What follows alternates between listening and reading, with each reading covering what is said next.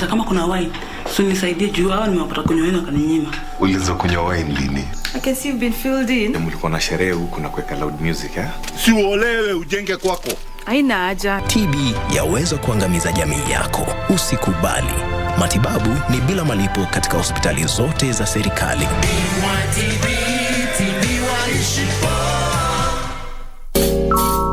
The National Construction Authority is mandated to undertake research into the construction industry as a vital function that fosters effective knowledge diffusion, innovation, and improved performance of the industry. NCA will host its third Research Dissemination Forum on 20th to 21st June 2023, during which 4 pertinent research studies will be presented. Follow the proceedings live on KBC Channel 1 and the NCA Facebook page, National Construction Authority, and YouTube channel, National Construction Authority, from 9 a.m. to 1 p.m. The National Construction Authority, promoting excellence in the construction industry. Are you a holder of unclaimed financial assets? Surrender unclaimed financial assets today and avoid the last-minute rush. Take advantage of penalties and fines waiver ending June 30th, 2023. Report and surrender unclaimed financial assets today. For more information, visit our website www.ufaa.go.ke/holders or contact us through holders@ufaa.go.ke or call us on 020-402-3000. Do not wait for the June 30th, 2023 deadline. Unclaimed Financial Assets Authority. Receive, safeguard, reunite. If you value it, insure it. Did you know that you can purchase insurance products which are tailored to your needs and are affordable? Microinsurance offers affordable insurance products in exchange of small regular premium payments. It covers lower valued assets and compensation for illness, injury or death. Insure all things that matter to you through microinsurance. Microinsurance is affordable and tailored to meet your needs. Now you know. IRA, promoting insurance, protecting the insured. The Mozart Bet Cup brings together teams from Kenya Premier League, the National Super League, and the FKF Division 1 side for a chance to represent the nation in the CAF Confederation. Catch all the action live and exclusive on KBC Channel 1 as we bring you all the matches of the Mozart Bet Cup, with the grand finale set for the 24th of June 2023. Watch this momentous event live and exclusive on KBC Channel 1 from the comfort of your place. KBC Channel 1, your true sports partner.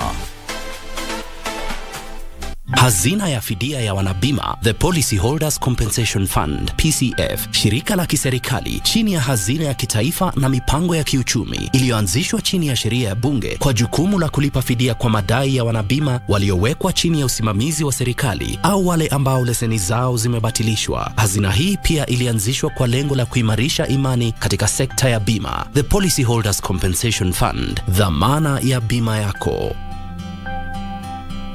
Furahia maisha bora, linda jamii yako, linda biashara yako. Chukua bima leo. Tuna bima ya maisha, afya na ajali, mali hata elimu. Chukua bima leo. Linda jamii yako, linda biashara yako. Chukua bima leo. Tuna bima ya maisha, afya na ajali, mali hata elimu. Chukua bima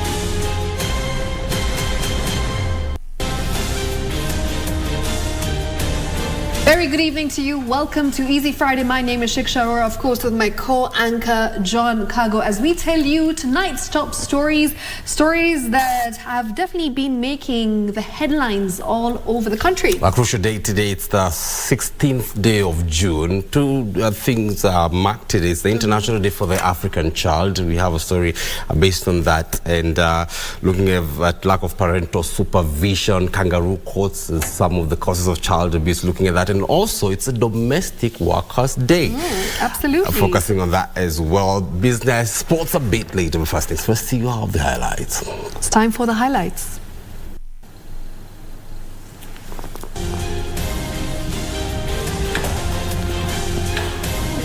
Charting the way forward, governors and senators to develop legislation to fast-track disbursement of funds to the counties. NSSF contributions.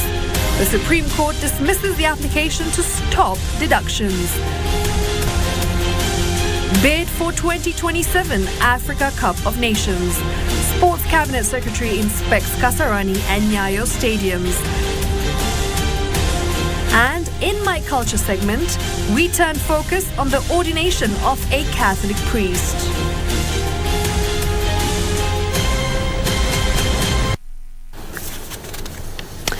Welcome to tonight's live broadcast. Our sign language interpreter is Brian Muraru. Now, starting off with the top story. Governors and senators say they will collaborate to develop legislation to separate the functions of the Ministry of Finance and those of the National Treasury so that both levels of government can be equitably served to facilitate the timely disbursement of funds to the counties. Well, the Council of Governors and 35 senators held a retreat in Naivasha that resolved to engage the National Treasury with a view of introducing a devolution bond. Council of Governors and the Senate convened a retreat in Naivasha to strategize on how to protect devolution that has recently faced challenges of delays in disbursement of funds. With only 2 weeks to the end of 2022-2023 financial year, counties are yet to receive funds for May and June.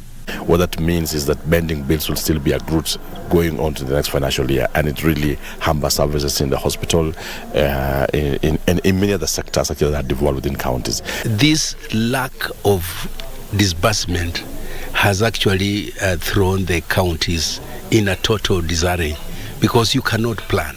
Most of our contractors are not willing to bid for our jobs because they know even if they undertake the work, the chance of being paid is very slim. To protect devolved units, the governors and the senators are now working on legislation to separate functions of Ministry of Finance and those of National Treasury. That the Senate and the Council of Governors collaborate on development of legislation to separate the functions of the Ministry of Finance and those of the National Treasury, to have a treasury that equitably serves the two levels of government without being a ministry under one level. The two devolution partners also want Treasury to introduce a devolution bond that will further enhance the timely release of funds. The Senate and the Council of Governors engage with the National Treasury to introduce a devolution bond that would enable the National Treasury to meet requests for exchequer releases as they fall due. The senators and the governors committed to develop a framework for involvement of county governments in policy formulation and legislation. Resho Kiwashira, Easy Friday. Now on to scales of justice, where the Supreme Court of the land has dismissed an application that had been filed to stop the deduction of the new National Social Security Fund monthly fee. In quashing the appeal, the court stated it was not entirely satisfied that it met the threshold to warrant the orders to be granted. However, the Apex Court has cited that the appeal is arguable. Take a look.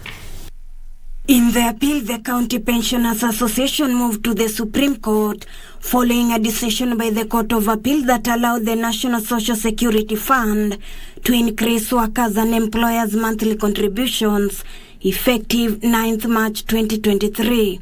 The NSSF Act 2023 increased monthly contributions to the fund by 98%. We have consultations with the Federation of Kenya Employers And we have all agreed, except the people in the opposition, that it is necessary to increase our contributions on savings from 200 shillings to 6% of our salaries. Our brothers and sisters in the opposition should wake up to this reality and smell the coffee. However, the apex is of the view that justice will be best served by hearing and determining the consolidated appeals filed at different courts in Kenya on a priority basis. Elsewhere, the same Supreme Court of Kenya has overturned the Court of Appeal verdict that ruled the 500 billion shillings contract between Kenya and China in the construction of the SGR did not follow procurement laws. The court said the deal was legally executed. At the same time, a 5-judge bench of the Supreme Court has defended the president's appointment of the 3 judicial service commissioners. Ruth Wamboi for Easy Friday. Now, Interior Cabinet Secretary Professor Kithure Kindiki has issued a stern warning to political, religious or community leaders inciting violence and destruction of property in the name of fighting for resolution of historical injustices. Well, Professor Kindiki, who addressed a security baraza at the Mkunguni Square in Lamu County, urged residents to coexist peacefully and resolve any grievances without violence. The Interior Cabinet Secretary is on a 3-day working tour of the county. Leaders inciting violence and destruction of property in the pretense of resolving historical grievances have been put on notice. Interior Cabinet Secretary Professor Kithure Kindiki says no leader is above the law.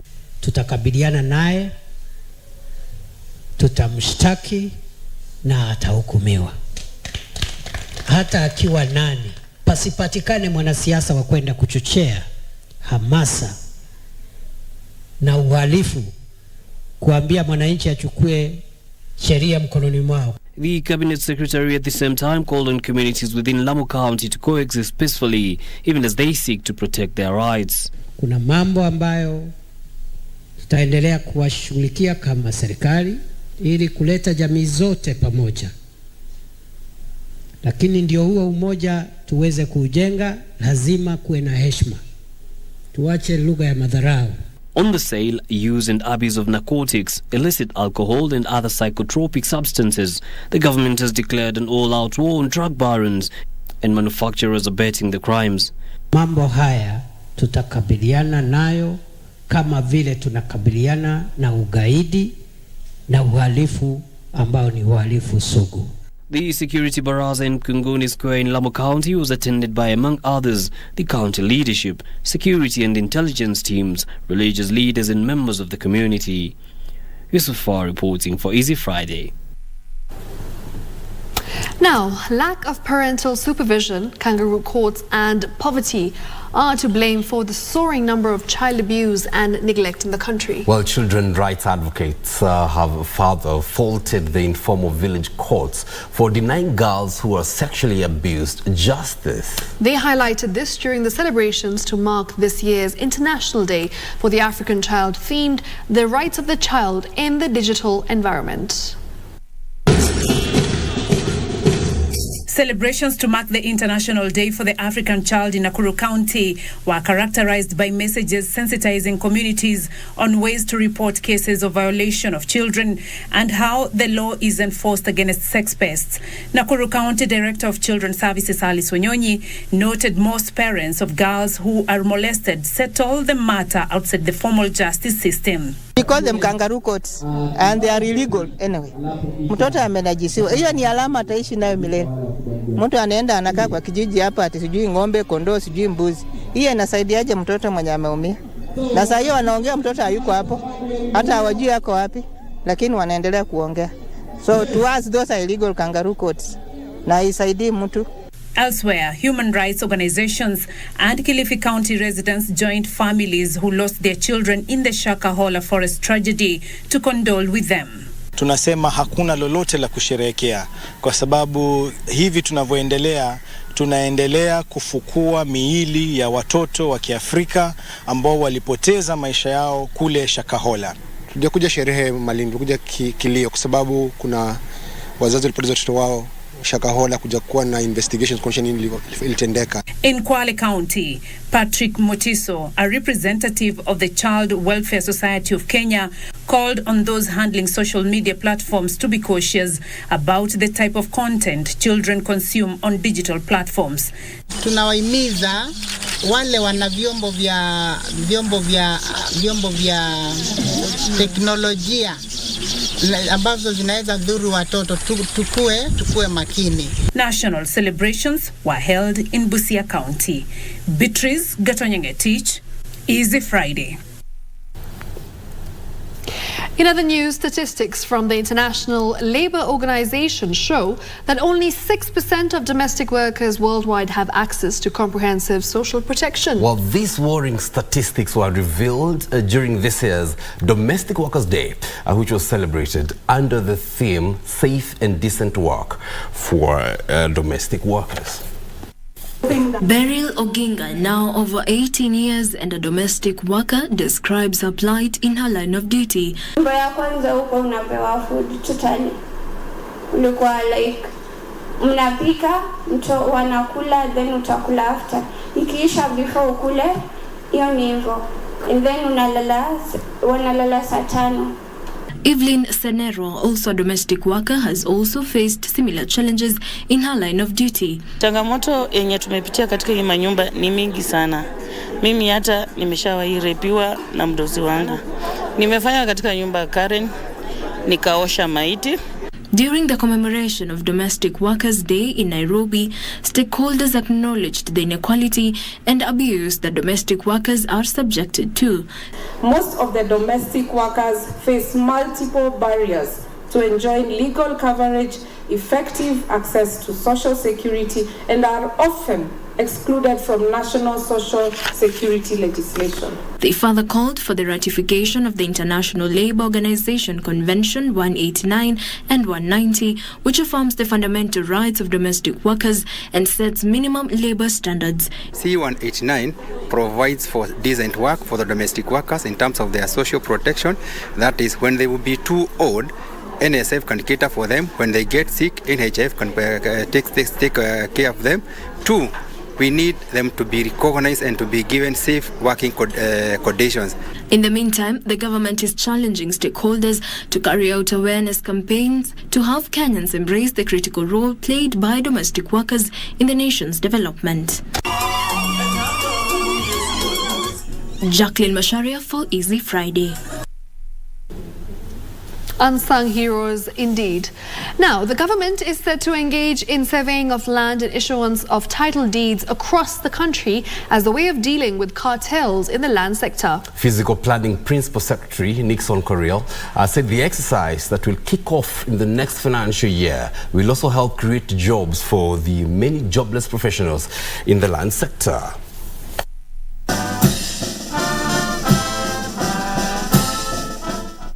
Korir was speaking at the Kenya Institute of Surveying and Mapping graduation ceremony, said already funds have been allocated to the Ministry of Lands to help in the surveying and issuance of titles to end the appetite of cartels who have ruled the sector for long.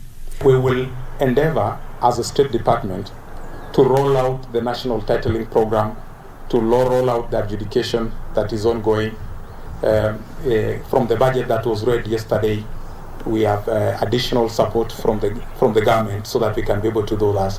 And that means job creation for you guys. As part of building capacity in the sector, the Principal Secretary said the Kenya Institute of Surveying and Mapping, which is a training arm of the State Department of Lands and Physical Planning, will be elevated to a semi-autonomous government agency to increase its performance and efficiency. Korir urged the graduates to look beyond the borders, as KISM is collaborating with Kenya International Boundaries Office to train land officials from Tanzania and South Sudan. KISM has also collaborated with Kenya International Boundary Office, KIBO, to train staff from Kenya, Tanzania, South Sudan in short courses to empower them to reaffirm and map their common international boundaries.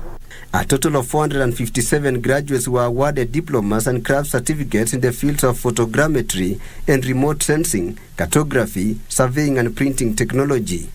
Tilio Marco for Easy Friday.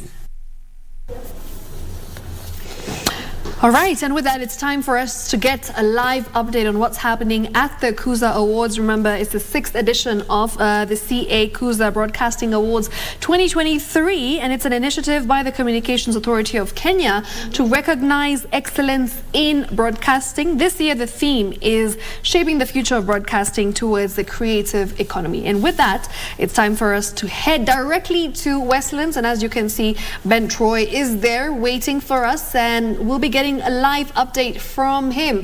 Hello there, you look great, Ben. How's it going so far? What's happening in Westlands? Good afternoon, Shiksha, and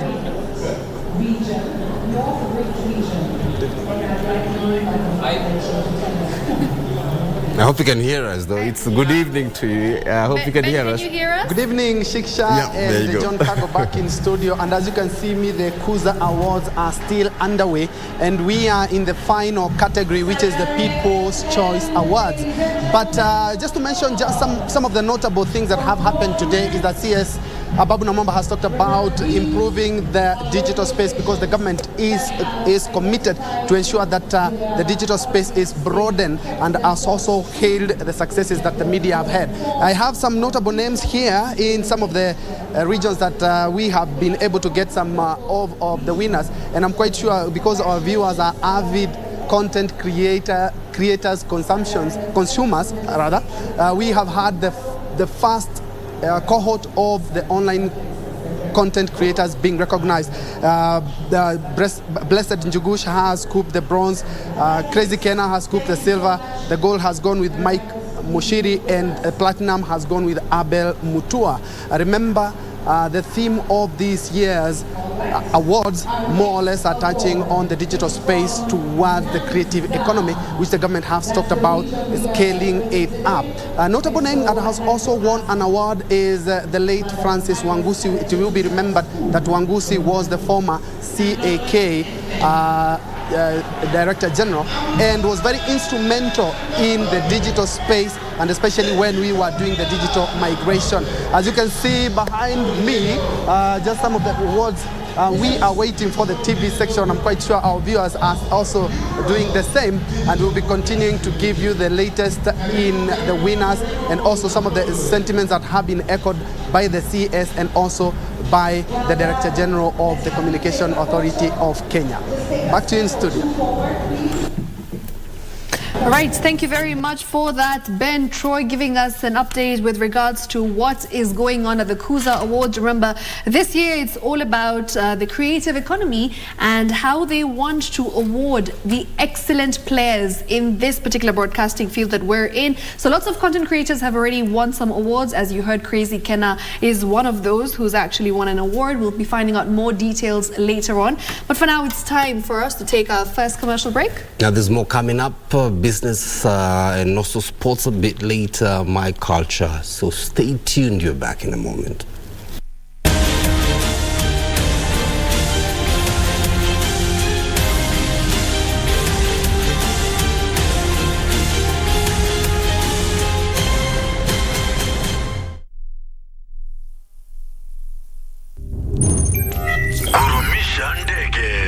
Aviator instant game. Be a daring pilot and earn by how much high you can lift the plane. The higher you fly, the higher your win. The sky is the limit. Mozart Bet. Are you a holder of unclaimed financial assets? Surrender unclaimed financial assets today and avoid the last-minute rush. Take advantage of penalties and fines waiver ending June 30th, 2023. Report and surrender unclaimed financial assets today. For more information, visit our website www.ufaa.go.ke/holders or contact us through holders@ufaa.go.ke or call us on 020-402-3000. Do not wait for the June 30th, 2023 deadline. Unclaimed Financial Assets Authority. Receive, safeguard, reunite. The National Construction Authority is mandated to undertake research into the construction industry as a vital function that fosters effective knowledge diffusion, innovation, and improved performance of the industry. NCA will host its third Research Dissemination Forum on 20th to 21st June 2023, during which 4 pertinent research studies will be presented. Follow the proceedings live on KBC Channel 1 and the NCA Facebook page, National Construction Authority, and YouTube channel, National Construction Authority, from 9 a.m. to 1 p.m. The National Construction Authority, promoting excellence in the construction industry. Cheza Loto Moto.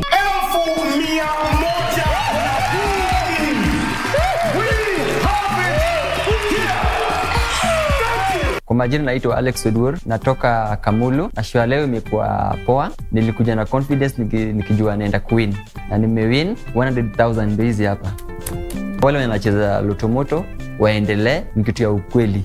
Loto Moto, endelea kucheza kila siku. Usisahau kucheza Loto Moto. Shinda milioni 2 kila siku kwenye M-Pesa. Chagua lipa na M-Pesa. Paybill number weka 757070. Account number andika neno Loto.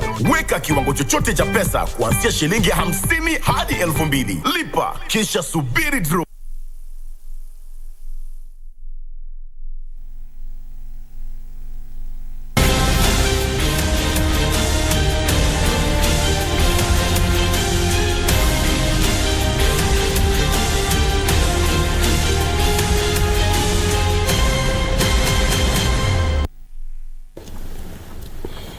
Welcome back. Now, Kenyans have been warned not to be enticed to transfer personal data outside the country without the express authority of the Data Protection Commissioner. Well, during a public sensitization tour of Samburu and Kilifi counties, Kenyans were told to ensure that their data remains private at all times, and those authorized to handle the same adhere to data protection policy. Take a look. The Office of the Data Protection Commissioner, in its continuing campaign to sensitize Kenyans on the need to preserve their data, was in Maralal, Samburu County. Looking at those in attendance seeking to understand what measures have been put in place to ensure the data of Kenyans is only accessed by the intended people and used only for the intended purpose. That's why I ask you, how sure that my data will be protected? Mikakati gani mliweka ili ninaweza kuangalia kwamba hiyo data yangu imetumika wapi na wapi? So whenever you get a message, hata kama ni mtu unajua, hata kama ni mama yako, your friend, hata ni mtu tu mmekaa naye hapo, umetoka hivi akwambia nitumie something, please verify kwanza. Piga simu ulize ni ukweli kwa hii shida. The Office of the Data Protection Commissioner maintaining that all data controllers and processors must have a data protection policy in place that provides an internal mechanism on data collection and use. Additionally, data handlers were cautioned against transferring personal data abroad without notifying the commissioner as well as the owners of the data. Pale ambapo nimechukua data yako na nataka kumpatia mwenzangu, unaona data yako hapo, hivyo tunasema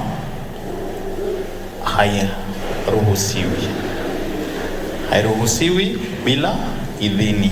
And even when consent has been granted to have such data transferred abroad, a copy must be stored in the country. Reporting from Maralal, Samburu County, I'm Nancy Okware, and I now hand you over to my colleague Timothy Kipnusu, who was also following up on a similar forum in the coastal county of Kilifi. Yes, indeed, the Office of Data Protection Commissioner was also in the county number 003, leaving no stone unturned in sensitizing the locals on the need to protect their personal data. The high number of complaints received from Kenyans on matters relating to data management disputes has worried the Data Protection Commissioner, with the warning that the perpetrators of such offences will face full force of the law. We make sure that they have complaint handling policies and procedures so that if any data subject or member of the public has a complaint regarding them, then they can launch it there first before even coming to our office. More than 2,900 complaints have so far been received by ODPC. We see people selling SIM cards whereby now you have to register. The same information is being used to defraud people. It's good that you also have enforcement so that you do not, we don't report and then we feel like we would rather have gone to the police. From the information he had about me, I was sure that this person was from Safaricom. During a sensitization forum held in Kilifi County, ODPC was put to task to explain what it has done to address the concerns.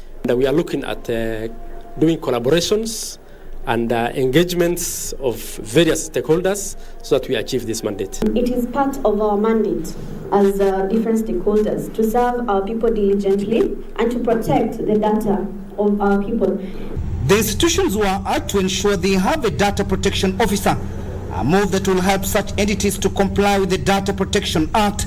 One of the roles of this data protection officer is for them to ensure compliance of the entity with the Act. It's important for institutions to begin to first appreciate obligations under the Data Protection Act 2019 and embark on compliance. Timothy Kipnusu from Kilifi County. Now, speaking of data protection, we're having quite an interesting debate here in studio. Do you say data or data? Yeah, you should listen to the conversation in studio. It's hilarious. It has. Let us know. The hashtag is Easy Friday at KBC Channel 1 at Shiksha, Arora at John_Kago_M. What do you say, data or data? All right, moving on. Now, 10 more bodies have been exhumed in Shakahola forest, bringing to 336 the total number of deaths related to the cult led by televangelist Ezekiel Mackenzie. Now, the latest number brings to a close phase 3 of the exercise, which now paves the way for DNA tests on the bodies yet to be identified. The exhumation exercise has been suspended to prepare for the autopsy to be conducted on the bodies that have been exhumed during phase 3. The date of the next phase will be communicated in due course after 10 more bodies were exhumed on Friday. No rescues or arrests made in the search and rescue mission. To date, DNA samples have been done on 93 bodies, with police making 36 arrests and rescuing 95 people. 613 people are still reported missing. Michael Mondiga for Easy Friday. Now, taking a look at what's happening in the counties where the Ethics and Anti-Corruption Commission has commenced a good governance sensitization campaign to end corruption in counties. Well, EACC Commissioner Cecilia Mutuku says the team has already toured 6 counties. This and more stories in news making headlines across the country. Speaking in Kakamega at a stakeholders meeting, the EACC Commissioner Cecilia Mutuku said the county campaigns aims to educate county workers on the need to stay away from corruption-related activities. This committee is going to work extremely hard to ensure that we do education among the residents of Kakamega in service delivery and to ensure that we offer services as a government free of corruption, so that we erase that corruption index and rating of number 6 from the previous government. We are a new government and we are determined to fight corruption at all levels in service delivery. In Meru, residents have been urged to utilize the newly opened Huduma Center branch in the region in order to avoid being swindled when seeking government services. Another challenge is where our clients come, they apply for their credentials, but they don't come to pick them. Because here I have right now a backlog or accumulation of around 2,500 IDs. Driving licenses, I have around 1,500.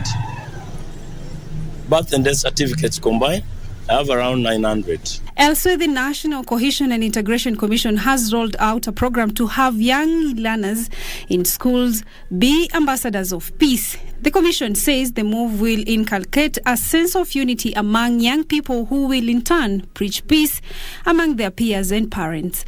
All levels of human endeavors in this country. One of them, which we have mentioned here, is the build-up of Amani clubs in all schools, such that the love for our country and love for cohesion and love for living with one another should start with the children at school. while the government says it will not hesitate to revoke the licenses of all scrap metal dealers engaging in illegal activities such as vandalism of critical private and public infrastructure. Scrap Metal Council Chairman Francis Mugos says the government has put in place enough measures to stem the vice. The instructions are clear. We must bring sanity katika hii biashara ya scrap metal. Tafadhali nawaomba, fanyeni biashara mzuri, sheria iko pale. Wacheni ile sheria iwe ndio Biblia yenu. And in Samburu County, pastoralists have been urged to join cooperatives in order to benefit from grants from non-government organizations. The grant will help to uplift those greatly affected by drought while lowering poverty levels in the region. Kila ward ilikuwa inapata kwa ward zine karibu 6,000, milioni 6. Mimi ningependa tu kuambia hiyo committees wahakikishe kwamba hiyo pesa wametumia kwa njia mzuri.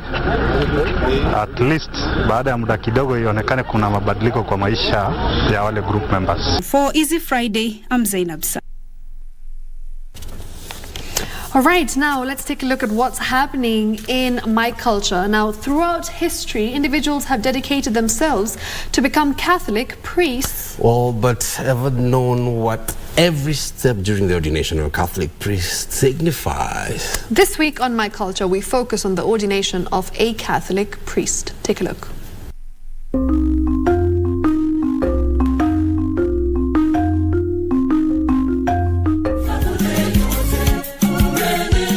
For one to become a priest, they must meet several requirements. Na hiyo safari mtu anaanza wakati anatuma maombi kwa mkurugenzi wa miito wa shirika letu. Na hii ni baada ya mtu kuhitimu kidato cha 4. Na watu tunachukua minimum grade, watu tunachukua C+.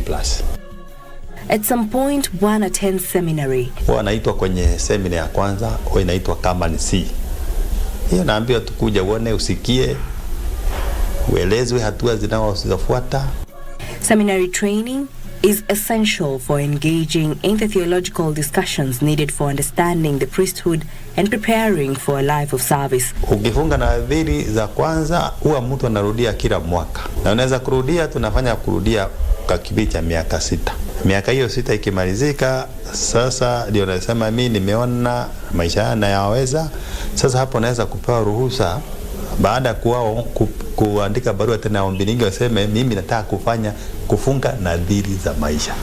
After completing seminary, one officially qualifies to be called a bishop to holy orders and serve as an ordained deacon. Anayetoa sakramenti ya padri ni askofu peke yake. Askofu ndiye akona full priesthood ya Yesu. Askofu huwa anakuja kati ya kundi la wale mitume wa Yesu. To commence ordination, a procession kicks off. The deacon, who is the new priest, is escorted by his parents. Na wakati aliitwa na wazazi wakampeana kwa kanisa, hivyo ndivyo alienda. Hawatategemee ndugu atarudi kwao nyumbani. Kurudi nyumbani ni kama aenda kusalimia wazazi. He then takes his vows and lies down. Sa wakati padri anapolala chali na kuimbia hiyo litania, tunajiunga na hilo kanisa ambalo limeshinda, ni kanisa la watakatifu. Na vile vile tunaomba hawa watakatifu kwa sababu wamepitia hizi changamoto ambazo tunapitia, nao vile watuombee kwa Mungu. Tupate nguvu vile walikuwa na hizo nguvu, tuweze kushinda majaribu yote. Congregants invoke intervention of the saints through singing the litany of all the saints. Imani yetu inatuambia kwamba ulipolala pale ukaamka, unaamka basi ukiwa padri. Baada ya ile sala kuu ya askofu ikishamalizika, kanisa tufundisha kwamba yule si mteule mbali sasa amekuwa padri. He then is adorned the vestment and the bishop anoints his hand. Na haya mafuta matakatifu maana yake ina kwamba kwanza ni ishara ya kwamba ni unaweza kupata hata alama ya Roho Mtakatifu. Vitu vyote ambavyo utakuwa sasa unavizika vile vile vitakuwa vinaandamana na utakatifu huo ambao umepakwa siku hiyo. After his vows, he is issued a certificate as a priest. He can now serve the charge. Ningemwomba kwa unyenyekevu ambao kwa nao huyo ndugu yetu aendelee kunyenyekea kwa Mwenyezi Mungu. Nitazidi kuwa karibu na Mwenyezi Mungu ili aniwezeshe kuweza kufanya hii kazi ambayo amenitia, kwa sababu tunaamini kwamba si kazi yetu, sisi ni washiriki wa hiyo kazi. Yeye ndio kuhani mkuu. Jackie Wambiru, My Culture.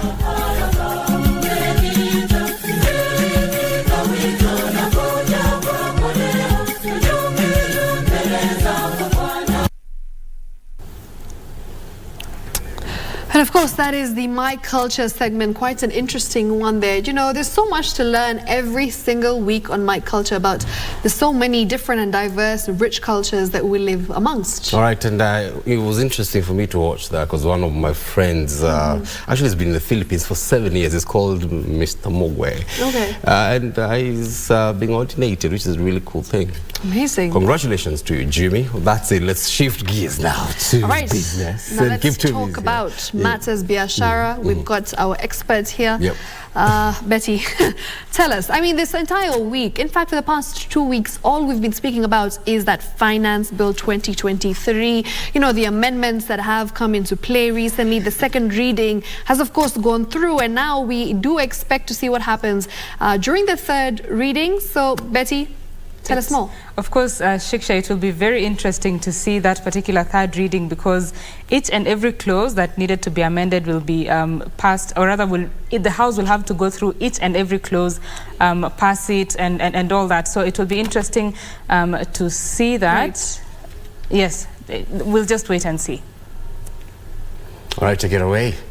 All right, so now let's get the latest in the world of business. My name is Betty Kiptum. Now, National Assembly Budget and Planning Committee Chair Kimani Kuria says proceeds from the increase of value-added tax on petroleum products, with the exception of cooking gas, will be used to incentivize clean energy to help transition from fossil fuels. Here is Frederick Moki with the details. The government has proposed to increase value-added tax on petroleum products with the exemption of cooking gas from 8% to 16%. That has attracted mixed reactions. The proceeds will finance the decarbonization of the energy sector. So you're saying, let us stop subsidizing fuel. Let us do it at standard rate. But what are we doing? We're not just doing that blanket by increasing it to a standard rate like all the other VAT rates of 16%, but you're reducing the radio development levy and import declaration fee, which was also a component of pricing of fuel. Then secondly, we're incentivizing all these other sectors to go green energy. We cannot, at one point you're talking about going green and climate change and green energy, but again, at the same time, we're encouraging consumption of fossil fuels. Na kila ongezapo shilingi moja ushuru kwa mafuta ya fuel kama ni diesel ama petrol kwa mfano, kwa jumla maisha pia hiyo, na because magari yote yanayosafirisha wananchi pia wanaongeza nauli yao. Kwa hivyo hiyo peke yake imebaki 100% increment. There are those who feel the measures announced in this year's budget are likely to push more into the Kago economy due to shrinking purchasing power. Things are very tough at the moment. We're pleading with the government, if someone is a reduced base, vitu kila kitu imepanda in the supermarket, everything is expensive. Things have been tough in the country. The budget yesterday clearly also shows the same, and the headlines and everything, as you can clearly see, times are tougher.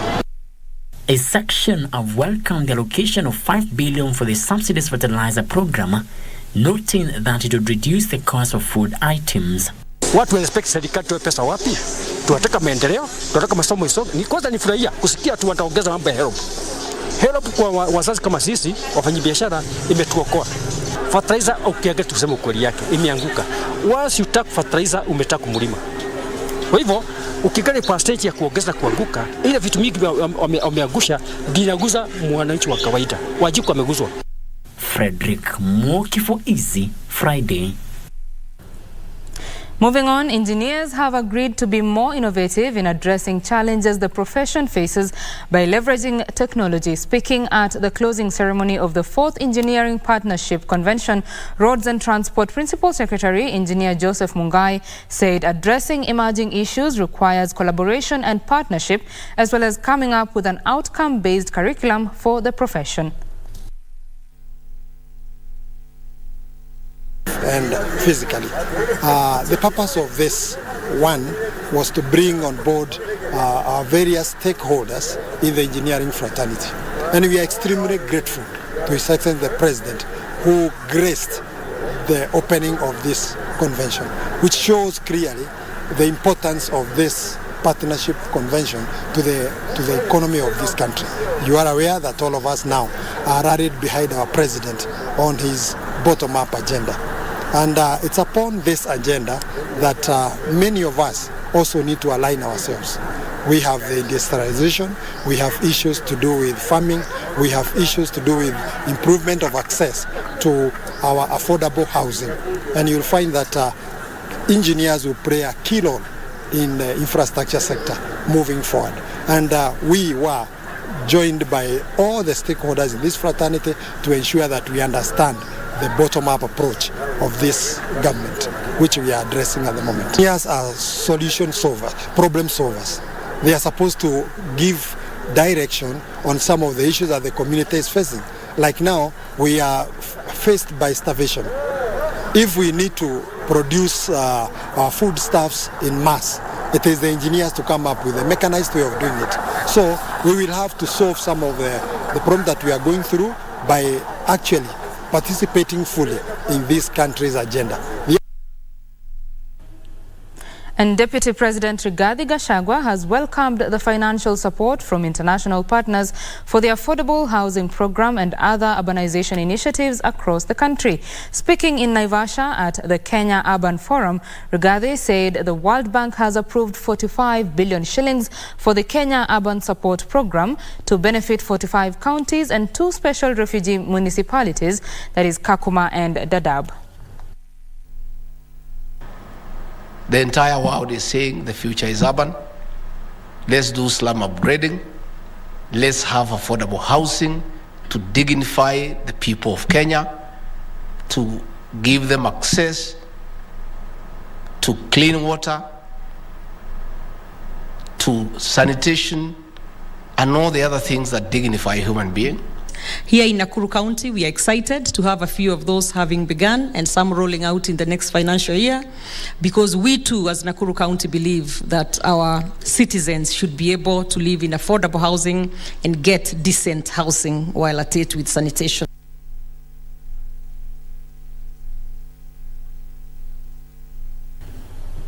The county government of Mombasa, in partnership with Swahili Port Hub, have rolled out the 4th edition of Pwani Innovation Week, aimed at creating awareness on the culture of innovation. Swahili Port Hub Chief Mentor Mahmoud Noor says this year's edition, under the theme Sailing Beyond Borders, underscores the need to empower the youth in the digital economy for a sustainable future. Board member, our very own, and also the managing director of Innovas. It is through innovation that we can overcome challenges and embrace change and create sustainable solutions. The Pwani Innovation Week is an opportunity for us to harness the power of innovation and empower our youth to become the drivers of change in the digital economy. By fostering a culture of innovation, we are sending a clear message to investors that Pwani region is open for business.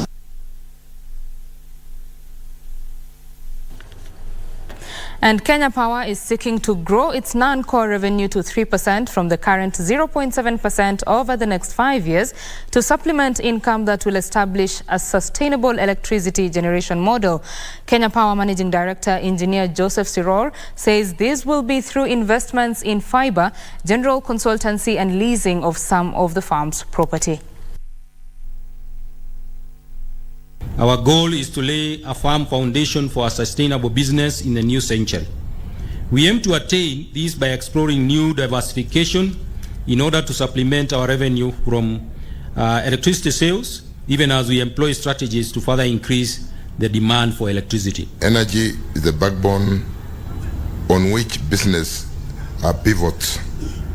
We must therefore support the people who make the necessary sacrifice to enable us have clean, competitive, reliable, and sustainable energy for the country.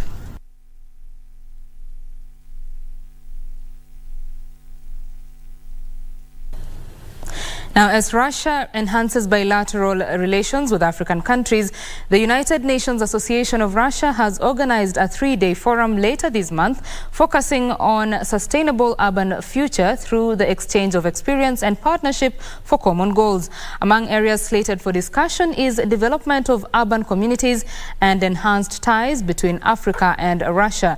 This will be a pre-conference to the Russia-Africa Summit slated for next month in St. Petersburg, Russia. And now, moving on to another story, the government should consider investing more in power transmission infrastructure to reduce electricity costs.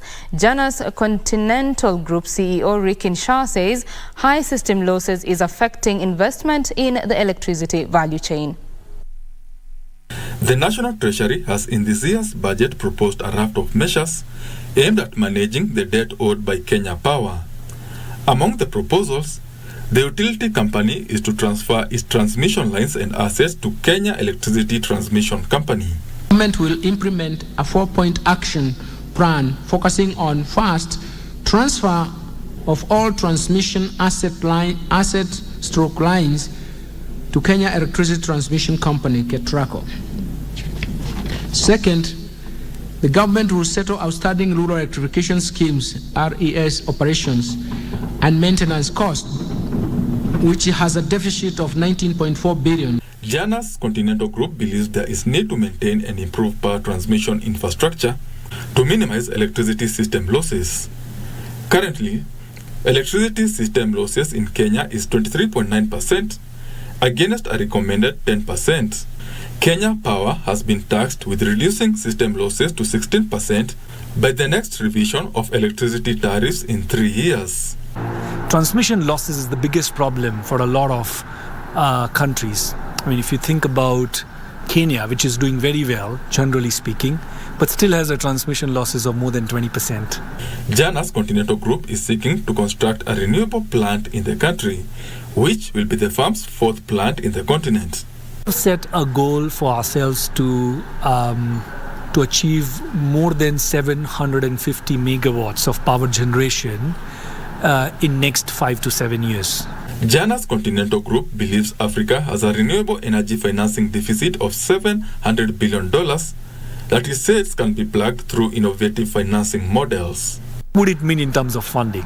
You would need more than $700 billion of funding to achieve that number of 300 plus gigawatts. Benson Ruba reporting for Easy Friday. And Benson Rioba's story there brings a close to the business news this evening. But of course, Daniel Wahome is standing by to bring you the latest in the world of sports. My name is Bete Kiptum. Do have yourself a good night. Bye-bye.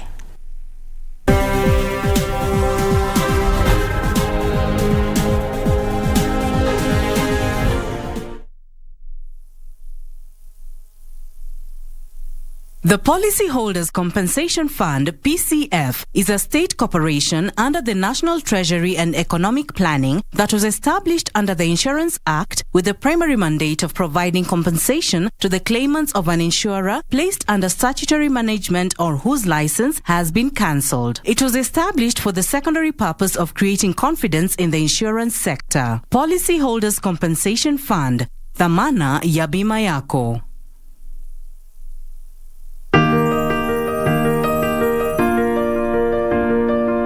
Huchagui familia yako, ni zawadi ya Mungu kwako kama ulivyozawadi kwao. Iwapo unakohoa, unahisi uchungu kwenye kifua, uchovu kila wakati, joto jingi mwilini, unakosa hamu ya kula au kupoteza uzito haraka bila kukusudia na kutokwa na jasho jingi usiku, waweza kuwa waugua TB. Nenda hospitalini ukapimwe. Ikibainika ya kwamba ni TB, utapewa dawa, na ukimeza vizuri ulivyoshauriwa na daktari, utapona. TB yaweza kuangamiza jamii yako. Usikubali. Matibabu ni bila malipo katika hospitali zote za serikali.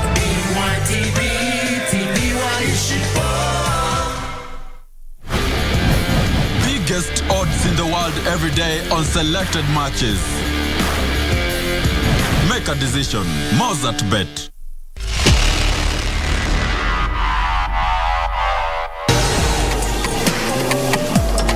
I heard Carlos Sainz saying to Ruby Anderson, it has to break. It's not possible to bring a new car to this rally and win.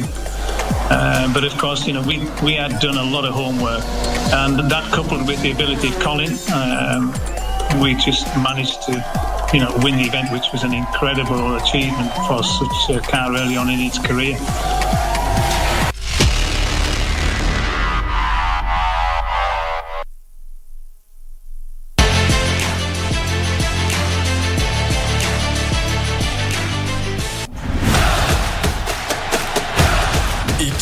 The cup with the golden ticket.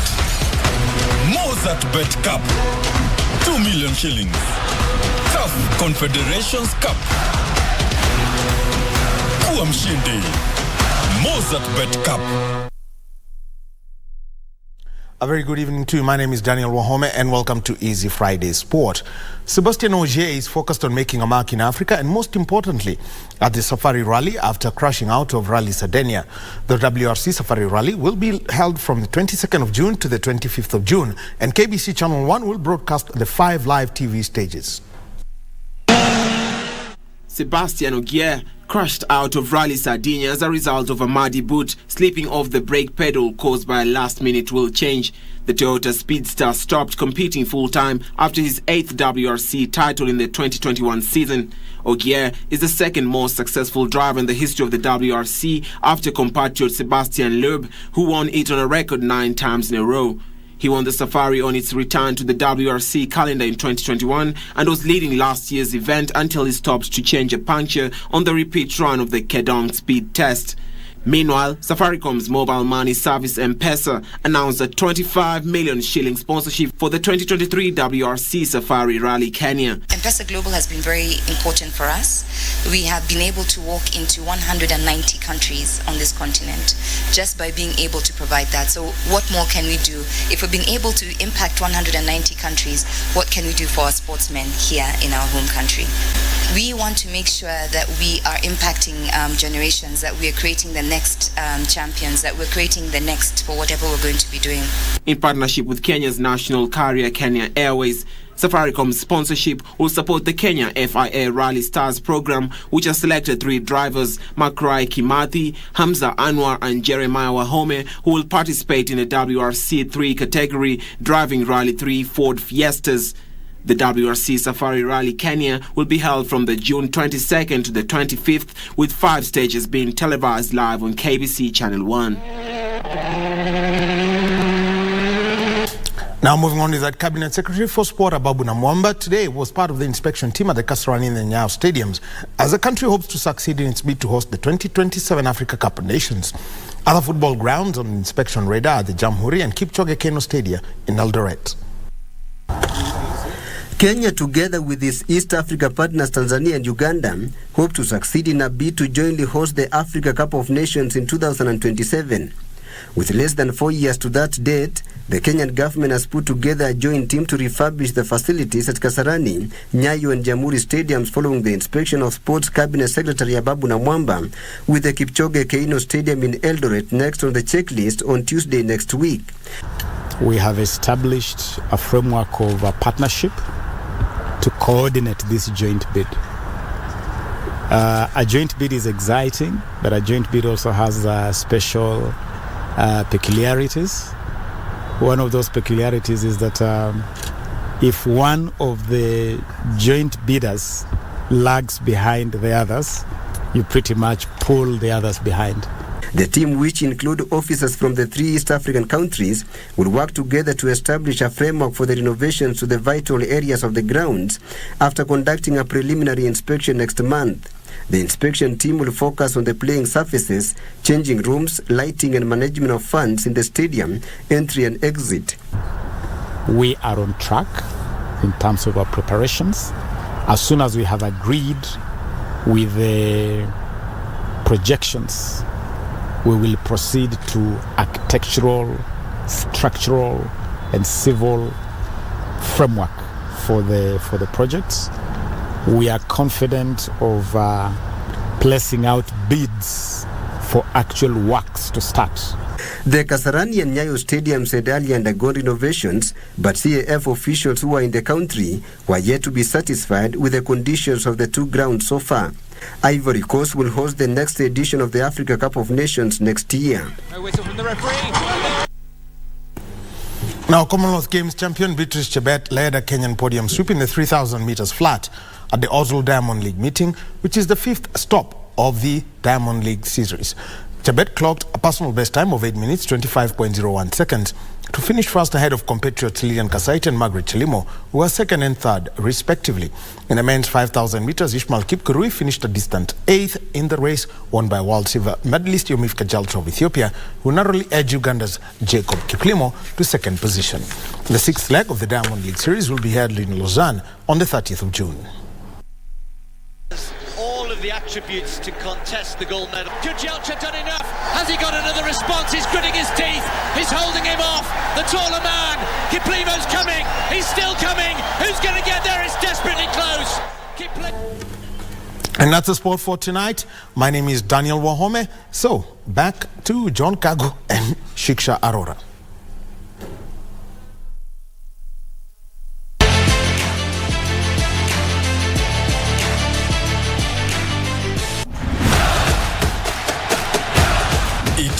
The cup with the golden ticket. Mozart Bet Cup, 2 million shillings. CAF Confederations Cup. Kuwa mshindi. Mozart Bet Cup. It's time for us to wrap up tonight's live broadcast. Thank you so much for tuning in to Easy Friday.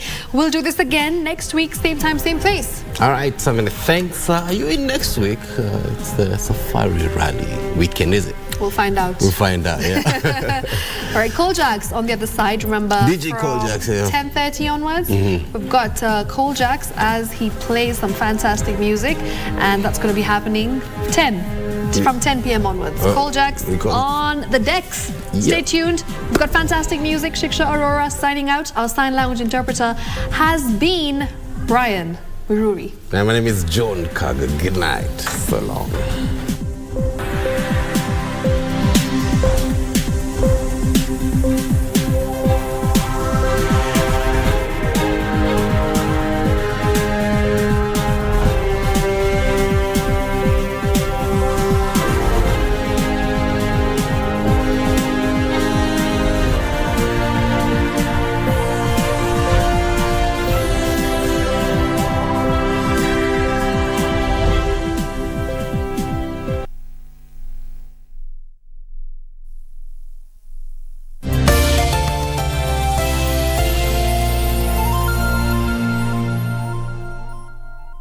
The Kenya Institute for Public Policy Research and Analysis, KIPRA, invites you to the 6th KIPRA Annual Regional Conference to be held at Pwani University in Kilifi County from